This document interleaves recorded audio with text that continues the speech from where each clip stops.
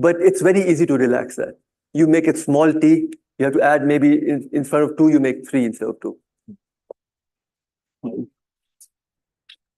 So right now it's x bar 80 sample average plus this number. Now the thing about this number is it's independent of any randomness.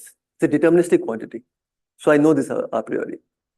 So why does this work? Exactly what's going on? So let's understand this. So we need a friend here, a friend called Hovding. So there's no mathematician in the audience as I expected, but Hovding is not really a friend. He's not somebody we had you could have coffee in West Canteen because he's a famous probabilist and statistician in 60s, 70s. I don't think security would have allowed him inside at that time. But so Hovding's results are very interesting. So xi lies between -1 and 1, independent, identically distributed. So we know if you look at this sample average, in this case, it's going to converge to 0. That's law of large numbers, right?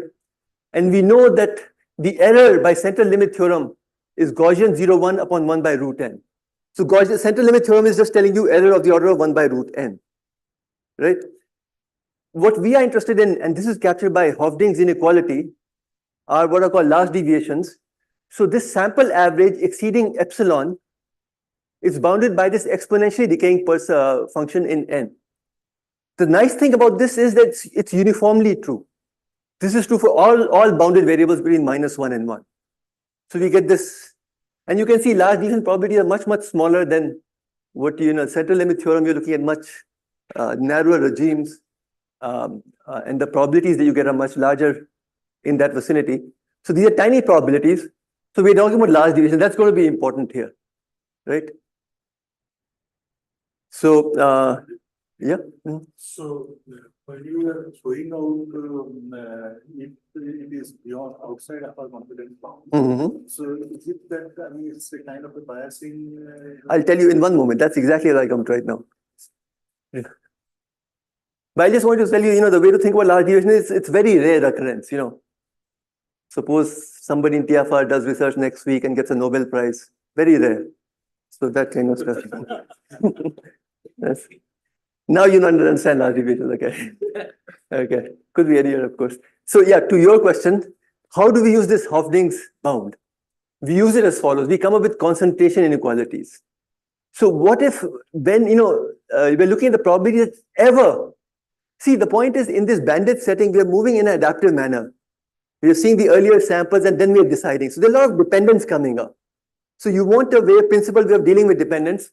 So there exists some time t, so that the sample average takes a large deviation, greater than equal to alpha t. So that is going to be upper bounded by this union bound here, by the summation of probabilities, right? And this, I can now just plug in this value right here and I get 1 upon t, 1 upon big T. So all my bad paths, all the rogue stuff happens when some event like this happens. When I go outside this tube for arm 1, when I see a sample outside this tube. Now I've controlled this probability to 1 by big T. So even if I make this mistake, the regret I'll suffer will be of order 1, T times 1 upon big T. Order 1 I can live with. I'm aiming for log of T regret, order 1 I can live with. So everything that bad that happens, all the anti-nationals, all the kind of divorced people on Valentine's Day, whatever you want to choose, all that comes under this 1 by T event. So that's all there. But now we live in a nice world where everybody's well behaved. We live in this tube and we'll be able to do much more analysis in this tube. Any questions? Okay, so let's carry on. So what's going on in this success elimination algorithm? So again, the algorithm this is upper confidence bound, this is lower confidence bound, and we reject an arm if it loses this game, right? So first point is, when will the best guy lose? So let's see. If things go really, so bad set we don't care about, yeah?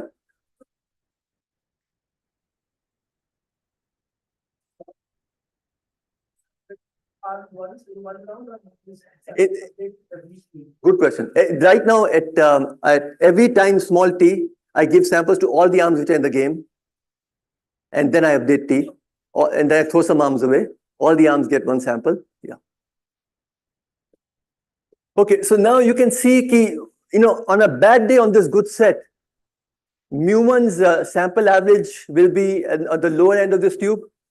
So if you shade it up, if you look at its upper confidence bound, there'll be at most mu1. That will be at least mu1, sorry, at least mu1, right?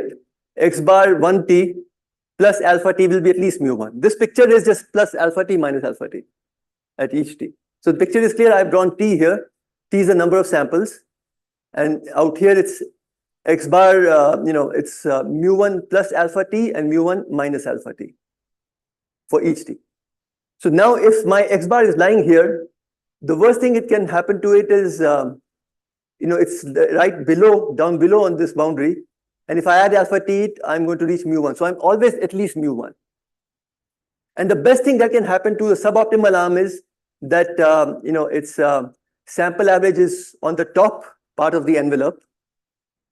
And its lower confidence interval is, mu2 or less than mu2. So meaning its lower confidence interval on this good set is never going to be bigger than the upper confidence interval of the best arm. So the best arm is never going to lose. So on bad set, whatever happens, we don't care. On the good set, it's never going to lose. And now that we know this, you can see that eventually these things will be equally sufficiently far separated. So you will stop on the good set. So you know how much you'll suffer. You can do the analysis. In fact, let me do the analysis for you. So this is the same making the same point that the best arm one will never be rejected on the good set. Arm one will lose if X bar 1t is less than X bar 80 minus 2 alpha t. But we know that X bar 1t is bigger than mu1 minus alpha t, which is bigger than mu a minus alpha t, which is bigger than X bar 80 minus 2 alpha t. So, X bar 1t is always greater than X bar 80 minus 2 alpha t. So it's not going to lose. Okay, and then how much time will it take?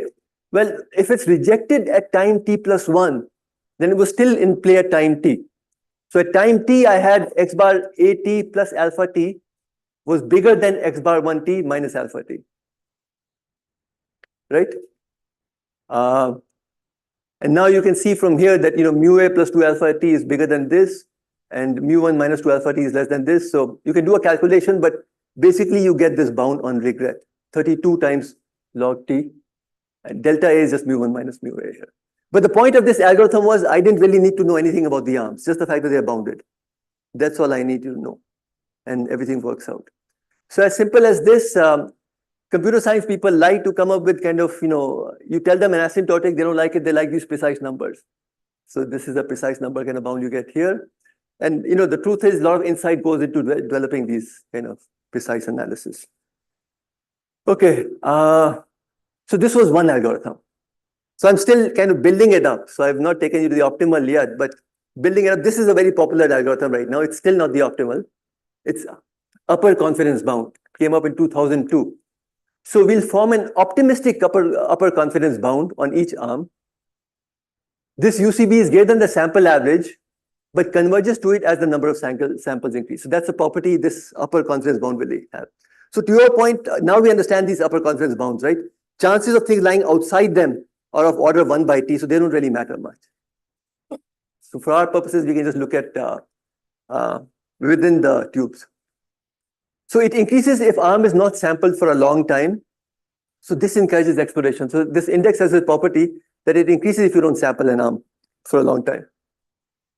And but the algorithm is again very simple. So you really are looking for simplicity in these things. You don't want to make things too complicated.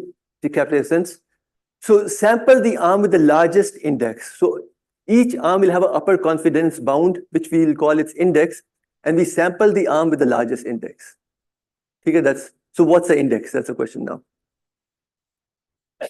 So in this case, you can see the index is simply X bar at sample average plus alpha, but now evaluated at NA of t, the number of times arm A has been sampled till time t. So now the count t is total number of samples given. So t is changing, and then NA of t is changing depending on who's winning the game, basically. Now I made a mistake here. This should be log of small t here. And this should be 3, but let's just keep it the way it is. Log of small t is good because then it says if I don't sample this arm, this is alpha of NAT I'm putting here. So if I have NAT here and this is total number of samples, small of t, then this index will keep increasing. So if you don't sample any arm for a long time, eventually index will become large, it will win. But otherwise, if you sample the arm for enough times, NAT increases, alpha T kind of shrinks, and this X bar AT is all you have as an index, and that, because you sampled enough times, it looks a lot like its mean.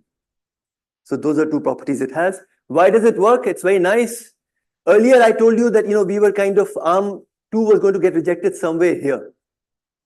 Typically, that's how you bound it. But now you can see that the best arms indexes are typically going to be above the mean value. That's just the way they're defined. So it's going to be above mu1. So now if my X bar 2t, at most it's here on the good set, plus alpha t, as soon as it goes below mu1, on the good set I never sample it. On this good set I never sample it, because thereafter this index is always going to be lower than mu1, and first arm's index is always more than mu1.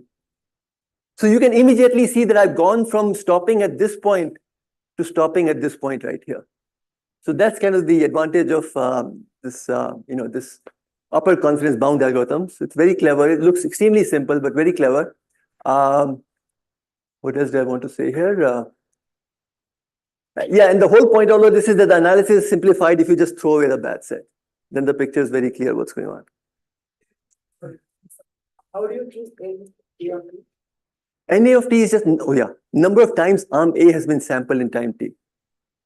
So this is just, every time I start by sampling each arm once, and then I just pick the winner and increment the NA of T. Thank you. Yeah.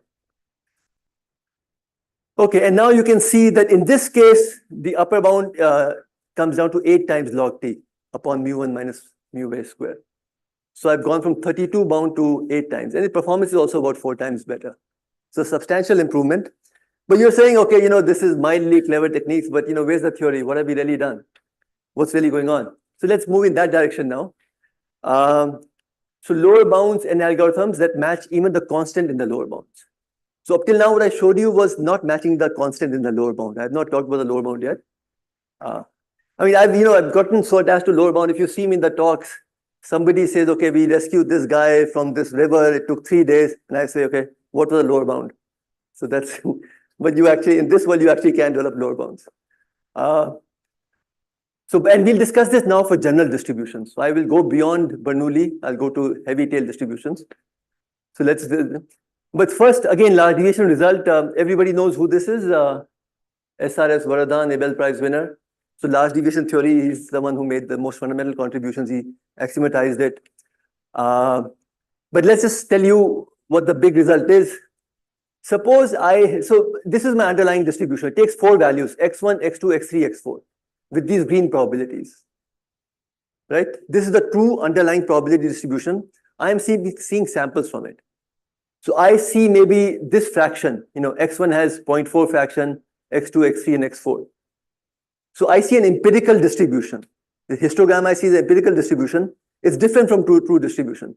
What's the chance that these two are different? Should be small, right? At least when the number of samples is large. So Sarnoff's theorem from large deviation theory tells us that it looks like exponentially, it's again exponentially decaying, minus n total number of samples, Kullback-Leibler distance between the, what it looks like and what the true distribution is, nu and mu. So in this sense, Kullback-Leibler distance is a measure of distance between two probability measures. The definition is right here. It's just nu I log of nu I upon mu I, just you weigh over all possible samples. So this is, I motivate this by kind of saying that, if you see my painting, I do painting one side, and Picasso's painting, and if you see it from maybe, say, 0.5 mm apart, they look more or less similar. And if you see it from 2 kilometers away, then also they look about the same. So there's a right resolution to see beauty. And that's the resolution right here.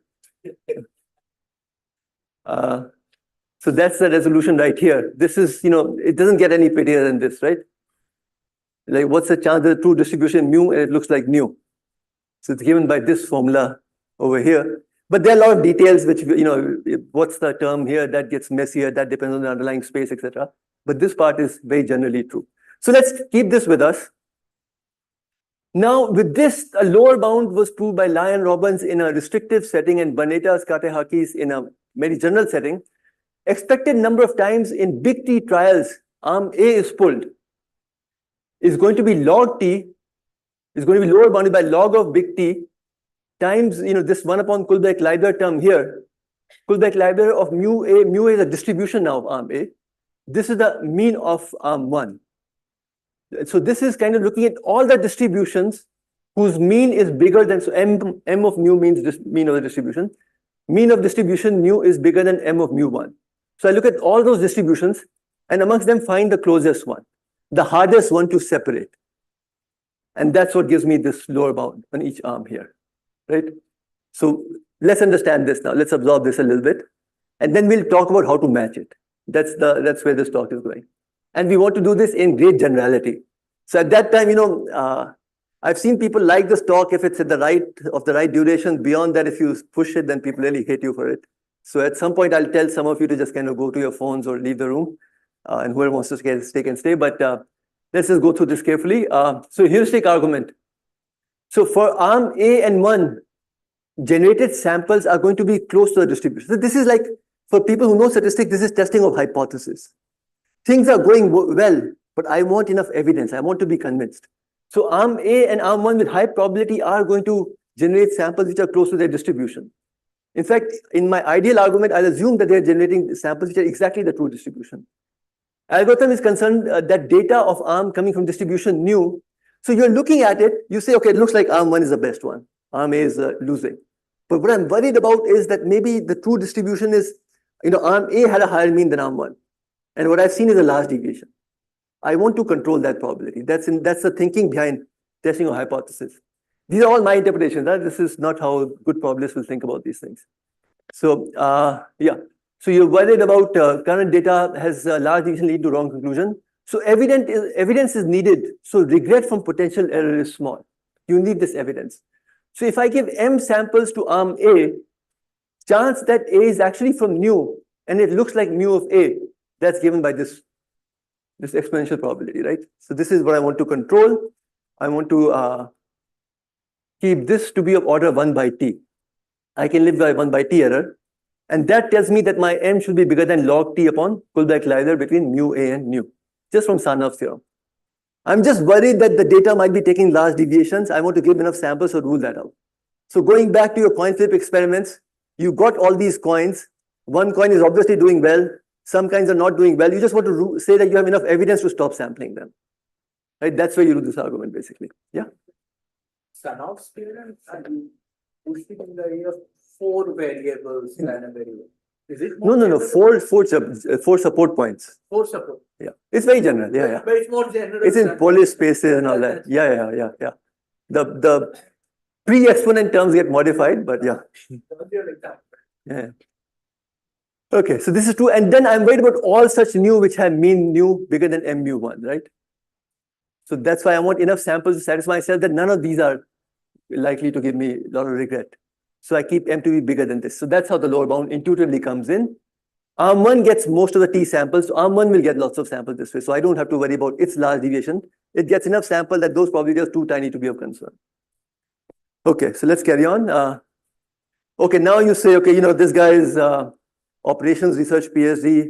How does he know about probability? He's not, even a EE major. So EE major will tell you that we have this information theoretic data processing inequality. We know will tell you this. So that's how we prove all these things, basically. It's beautiful, actually, that, all you need to observe is that if random variable x and y, x basically, and x is not just one random variable, it can be all the collection of random variables till some stopping time.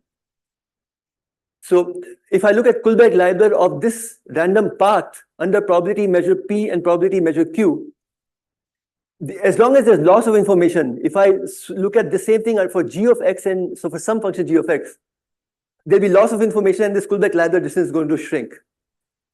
So it's a very nice result. So in particular, you can say that, I can take indicator of event E and indicator of event E here. So indicator events are, okay, in one probability measure, one arm has the best mean, so has very, should be sampled a lot. In the other probability measure, another arm has the best mean, so should be sampled a lot. That tells me that these two probabilities are going to be far apart. The same event under mu has much higher probability than the nu. So I can get a lower bound on this quantity, and that's how I can kind of get a lower bound on this quantity. So that's the idea. But you should see this data processing inequality in work, because people use that a lot. I mentioned lower bounds in myself. It's just using this again and again. Okay, so now what's the algorithm in this world? We're doing pretty well. So KLUCB algorithm. So we restrict arm distributions so that 1 plus epsilon moment is less than a known bound B. So we are going to expand our universe now. It's no longer Bernoulli distributions. We allow for all distributions whose some moment is bounded by a known constant B. Constant I know. How I know? I just know. So why do I need to put this restriction? Because I can otherwise easy to find two distributions, the green one and the red one, whose Kullback-Leibler distance is arbitrarily close and whose means are arbitrarily far.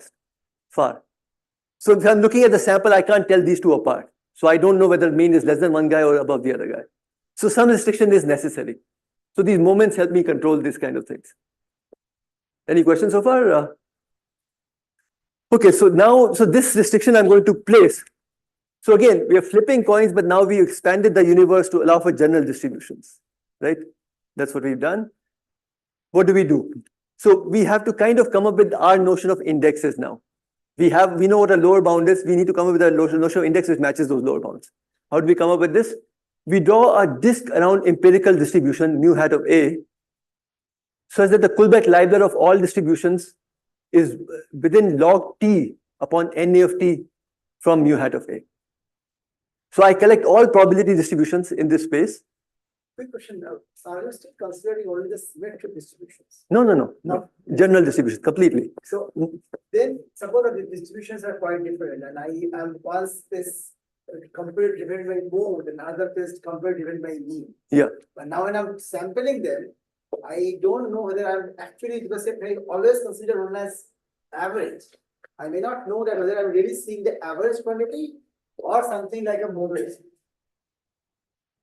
Yeah, I'm talking about something like. So right now I'm talking about empirical distribution, huh? Mu hat of A. It's not. It's a probability. No, but it's a probability distribution I'm estimating. I'm not. I mean, so mean and mode will also follow from it. Yeah. Yeah, but are you really always calculating because you're saying average mu? No. So I changed the definition of average now. Okay. Yeah. I didn't emphasize enough. Yeah. So mu now means probability distribution. Mu hat of A means empirical probability distribution. Yeah. So I should have emphasized this enough. So I'm looking at that, but then I draw a ball around this empirical probability distribution of a well-chosen radius, log T upon NT. Well, how do I come up with this? Because outside of this will give me less regret. I can throw those things away. That's the thinking. Okay. Now I've got this ball, and now in this ball, I'll find a distribution with the largest mean. And that's my index. And now I pull the arm with the largest index like this. So that's the idea. You can see why it will work, right? Yeah. It's the way it should be. So this was done for Bernoulli distributions by Garvier Kappa in 2011 and a few other people at that time. And we do this for heavy tail distribution. You know, this has been an open problem for a long time, how to generalize these things from simple distributions to heavy tail distributions. And there are a lot of kind of technical complexities go in. I'll just hint at them and then we'll see. Yeah. Maybe you are actually that I reserve this answer for the end as well. Many of these problems seem very fundamental. Yeah. And I'm looking at dates of 2011, 2021. That's right. Maybe you can touch about why it has taken so long for this problem, or these problems are just not relevant.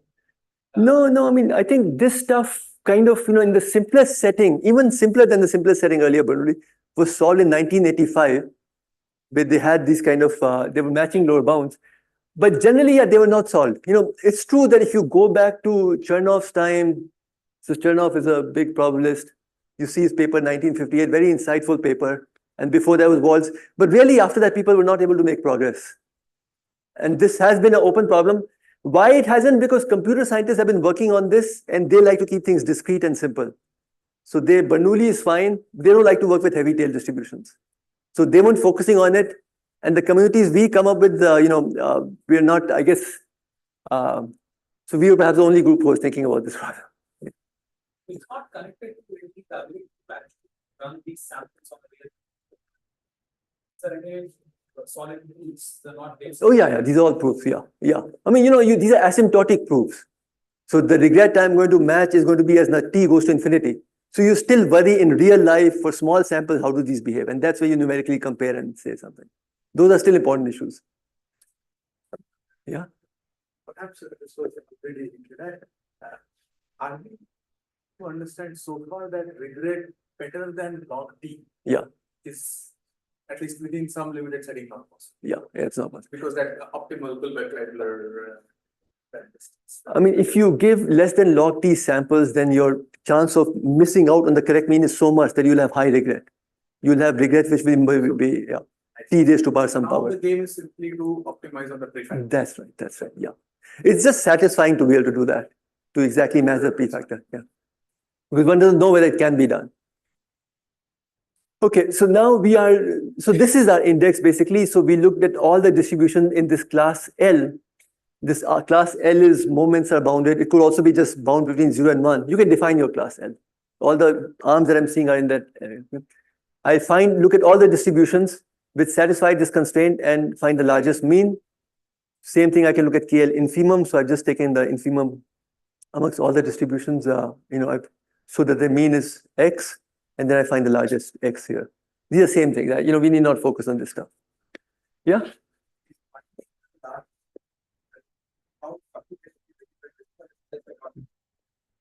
I mean, there are enough kind of monotonicities in the problem. So you can solve it in polynomial time. Yeah. You go in one direction, look in the other direction, look in the third direction. Yeah. But yeah, whether it's actually implementable practice, can you do something much better? Those are the separate issues. Because it does take a lot of time. Okay, so why does this work? So I'll just give you a feel for the heuristic behind this. So all indexes typically dominate the mean. So at least one index is going to get T by K samples. So that must be the best index. It can't be some other index, because then it won't win. It won't keep on winning for T by K times. Because it's going to, if you give lots of samples to one guy, the index comes close to the mean. If it's smaller mean, it's not going to win. So the arm one is going to get the maximum number of samples. Then what's really going on? It's as simple as this.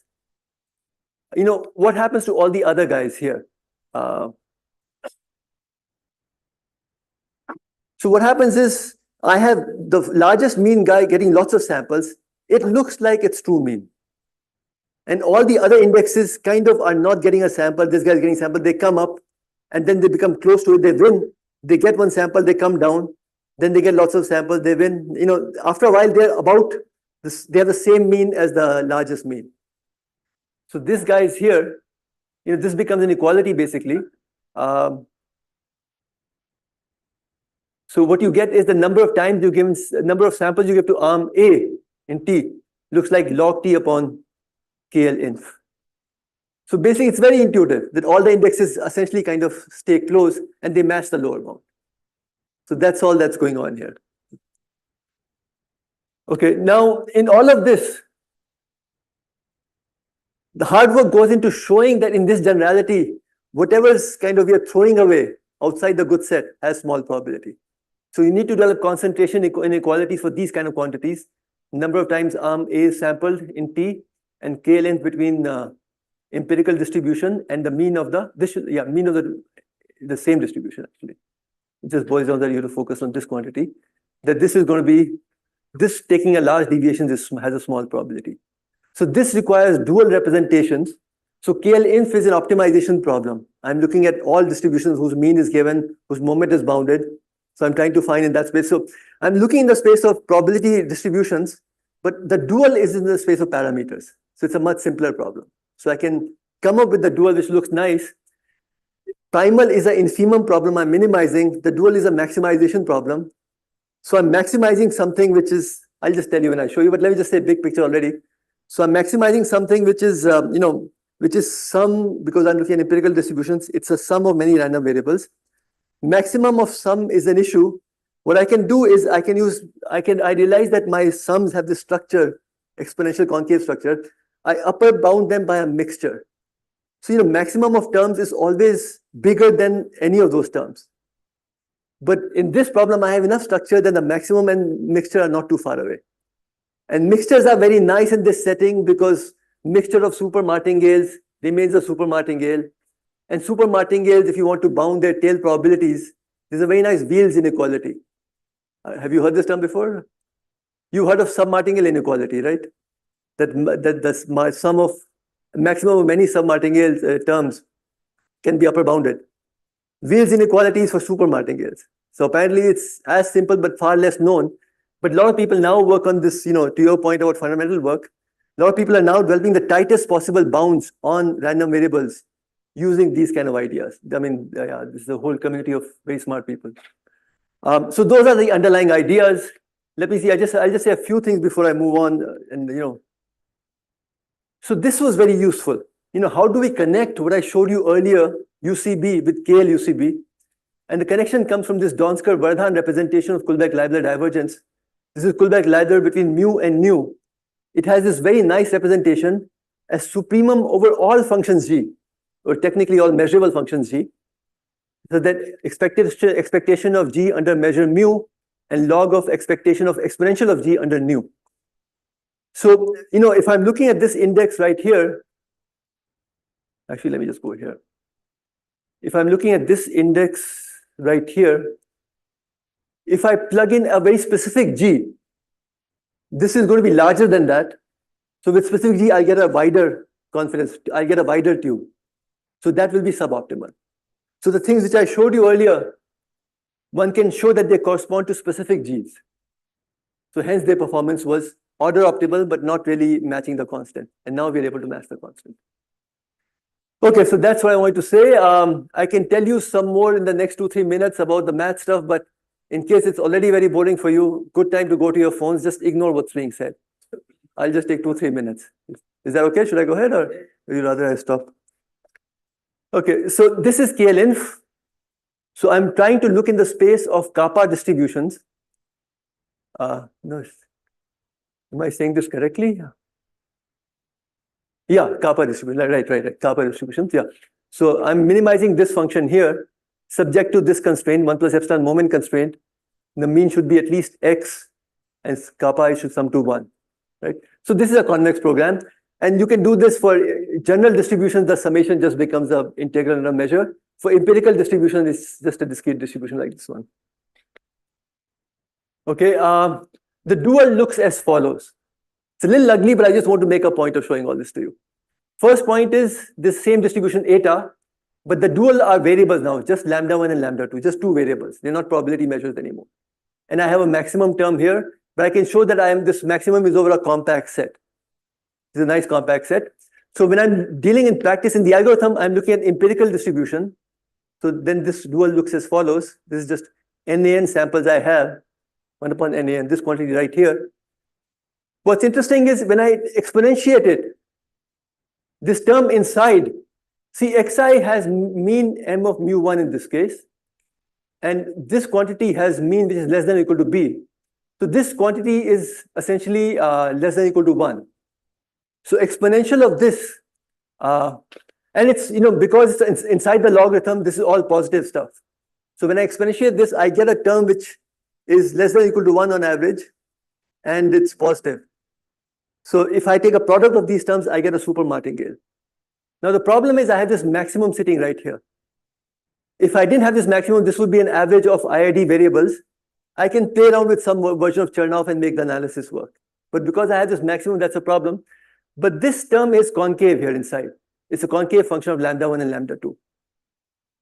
So I can use, so this is where, we were able to get some nice results. Because what one can do here is one can do an exponential net.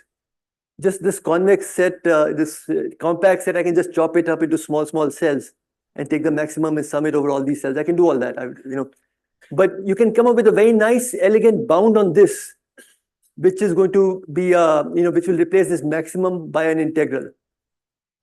And now each of these things are super martingales in the sense that on average, they are, they're product of terms which are mean at most 1. They're coming down on average. So with that, so anyway, let me just say this. So you have this inequality that if I have these maximum of this exponential concave function, which means if I exponentiate them, they become concave, I get this mixture bound on them. And I have to pay some penalty for doing all this. So this penalty I can absorb. And this term here is, I can now kind of do analysis on this term. So this is close to this. And this term I can do analysis on. So this latter is a mixture of super martingale and hence a super martingale. And what does that mean? it means that I can use these kind of inequalities. So if I have a non-negative super martingale, then chance that it ever exceeds x is less than or equal to expected value of m of 0, the first term, upon x. So this is Wheel's inequality. So extremely powerful, and this makes the analysis work. Okay, so conclusion. So we introduced the regret minimization problem along with practical applications, discussed many naive and then sensible rules for arm selection and analyze their performance, arrived at a lower bound on the samples needed, and then introduced an algorithm which is optimal for general distributions. Thank you. Thank you very much, Sandeep. Talk is open for further questions. Okay. Yes, Vivek. So many people look like I should have stopped 10 minutes earlier. Go ahead. Okay, so all the bounds that you Maybe not proved, earlier. they're mostly for this ideal world of IIDs. Yeah. But Yeah. natural, any time series will have some memory kernel or the distributions will not be identical. And all these Sandeep's theorem, Hofstede identities would need to be modified. Yeah, so how they could you are make- well known. So for Markov processes, for example, Sarnoff theorem will generalize. Right. For Hofstede kind of concentration inequalities are there. One will probably have to make them tighter than what we have right now. These are pretty tight. So work is needed to get them for Markov processes. Generally, for Markov chains, these bandit processes are well studied, and there's a Gittin index. There's a whole line of work in 80s, which doesn't do quite the kind of tight analysis that we do, but it still brings a lot of structural insights. So anyway, that's one line of work that's already there. But this kind of work for Markov chains has not been done so far. It's hard work, yeah. That's all Markov chains Has not been done, yeah. In the level of matching the lower bounds the way we do. Yeah, I'm just trying to add this. I mean, you can just assume totally adversarial reward process as well. So there are works on bandits that give sublinear bounds. Yeah. It doesn't assume any stochasticity, Markovian, kth order Markovian, anything like that. That's right. But still, you can get sublinear bounds. So there's another line of work where you don't assume that the rewards are stochastic. You assume that they're worst case. You want to perform against, no matter what rewards you see, you want to perform well. So in that, what you're really doing is you're chasing what looks best so far, because that's what you compare. Yeah. So what you do is you compare yourself to an arm which over the whole realization did really well. So you chase what looks like the best at any time, but in a manner that you can't be caught. So you randomly then choose arms, so that you confuse the system so the adversary cannot really kind of catch you. And then you match, and then your regret is still sublinear. It's of order root of t. It's not log of t. It's a very nice piece of work. But there, of course, you assume things are bounded, because if it's unbounded, then the adversary can be arbitrarily bad. Sandeep, this is actually a technical question. So in the Donsker-Varadhan characterization of KL divergence, what is the form of the G that achieves the supremum? Is it a nice function? It's a change of mind. Yeah, it's the exponential twist, right? It's an exponential. Okay. Lambda prime. Okay. Thanks. Yeah, I thought it's going to be the one which is kind of like the Gibbs transform. So nu is the Gibbs transform of mu. Yeah. Okay. Yeah. Okay. Questions? Well, are there any comments, or maybe people who are in the field, maybe they can? He has a question. Yeah. Maybe it's not directly connected to the bulk of what you presented, but you gave these examples of watching two cricket players and That's right. choosing, trying to find out who is the better batsman. I'm guessing that was the gist, like how many balls do you have to see them play before? That's right. But that kind of problem, where is the random distribution part of it? Because everything else is connected to that. But there must be some way of analyzing statistically those kind of events as well, right? Because we know there will be some trend which is more deterministic, Right. and then some aspects which are random. We can't assume that the score of each ball is a random number between 1 and 6, right? So Sure. that doesn't describe that problem. So how does one take into account those kind of situations? Because I'm sure these kind of things are done, I don't know, maybe people who bet or... Was that, yeah. No, so you have to have a stochastic model, right, of the underlying phenomena. So what I was thinking there was like, how much does a batsman score? Maybe it's just successful above 50 or below for 50 runs, for example. But you can decide whatever. And then you kind of have an idea of, okay, so you're going to estimate the probability that he's going to score more than 50. Right, and that's as you go along, you're going to try and estimate that. And the other guy is how often is that guy scoring above 50? And then at some point you say, okay, it's very clear that this guy is doing better than this other guy. That's when I stop. But you can see that scoring above 50 is not deterministic anymore, right? Yeah, we see many examples of this. Scoring 0 used to be, but that's when I used to bat. Okay, last question from Shubhadeep. Hi, thanks for the very nice talk. So so far you have mainly focused on the stationary distribution. No, not stationary. I mean, even if this is Just start with K armed with some distribution. yeah, but even distribution have some time. That's right. They're not varying with time. Yes, That's stationary right. in the distribution. That's right. That's right. Yeah. But now suppose there is a typical way of distribution is changing. That's right. Sometimes still, I That's don't right. know. Sure. But now I want to win the race in an optimal way. Yeah. Then In that what way. is there a prescribed algorithm for it? Sure. So, yeah, I mean, you mentioned this being fundamental work. There are thousands of papers that appear in Bandits in the last 10, 20 years. And people are playing with all of these things. So assume non-stationarity. There was a talk yesterday. We assume that the distributions are changing, but you have a bound on how much they can change in each step. And now in that case, what you do is you kind of learn the distribution at this time and you play with it for some certain amount of time. And then you again do a statistical test to see now which one looks better. And you play with that for some time. So there's kind of explore regularly and then exploit regularly. It's a function of, but that's one set of assumptions.